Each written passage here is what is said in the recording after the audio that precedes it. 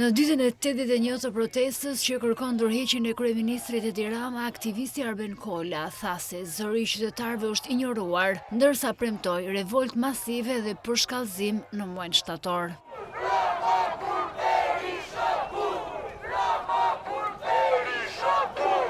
Shqiptarët edhe i herë do rikthehen fuqimisht në Tiranë dhe besoj do shkojmë drejt mosbindjes civile për arsye të mos reflektimit të qeverisë.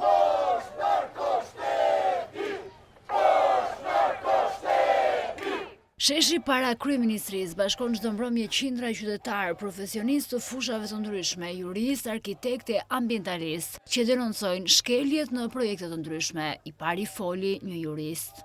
A e dini se për aeroportin e Vlorës në nënshkryt kontrata dhe pas ju nënshkryt kontrata u bë vlerësimi. Nuk duhet të harrojmë që ne këtu jemi për shtet ligjor. A u përdor aeroporti për propagandë për qytetarët? Porini nuk ka Shqipëri!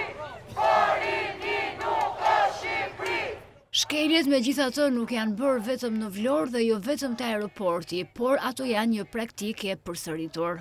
Ky nuk është rasti i parë ku një projekt zhvillohet në situatë të tillë. Dua të sjell këtu vëmendje projektin Marina e Linjonit, e cila ishte një pronë në administrimin e Ministrisë së Mbrojtjes, e cila ende pa u lëshuar nga kjo ministri, i jepet koncesion një kompanie private nga Ministria e Infrastrukturës dhe Energjetikës, në atë kohë udhëhequr nga Belinda Balluku. Arkitektë të tjerë kritikuan ashpër projektin për aeroportin e Vlorës, ndryshimin në ligjin për zonat e mbrojtura dhe ndërtimet në zonë, që do të mbajnë në këmbë aeroportin.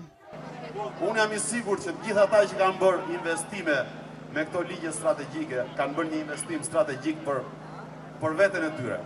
Po për ne, si qytetarë të këtij shteti, ka qenë një humbje strategjike. 70% e taksave që ne paguajmë shkon për të paguar koncesionare e PPP-ra. Largoheni një moment vështrimi nga pista e aeroportit të Vlorës dhe largohuni dhe shihni të gjithë gjirin e Vlorës. Avioni që pritet të ulet, aty kërkon rrugë, marina, hotele, resorte, banesa, energji dhe ujë. Pista është vetëm vija e parë e hequr mbi territor. Pas kritikave mbi shkeljet ligjore në masë në nisma e projekte të ndryshme të qeverisë, kritika të forta erdhën në protestë edhe për ngjarjen e rëndë që ndodhi në Ksamil, ku një i ri portugez u vra ndërsa ishte me pushime në Shqipëri, duke lënë të kuptohet se investimet e Ramës në emër të turizmit janë të lidhura me krimin. Modeli i turizmit që ky propozon është modeli i të fortëve dhe trafikantëve që ndërtojnë hotele ku vriten turistët. Edhe modeli i Sazanit. I tillë ishte një turizëm gjasmilitar, po jo, për trafikantët e drogës dhe eskortat e tyre. Ndërkohë po shohim që atje ku tentojnë ta zhvillojnë shqiptarët turizmin, nuk ka asnjë investim për infrastrukturën, nuk ka asnjë investim për rritjen e kapacitetit ujëmbledhëse, nuk ka asnjë investim për trajtimin e ujëve të zeza, nuk ka asnjë investim për energjinë elektrike.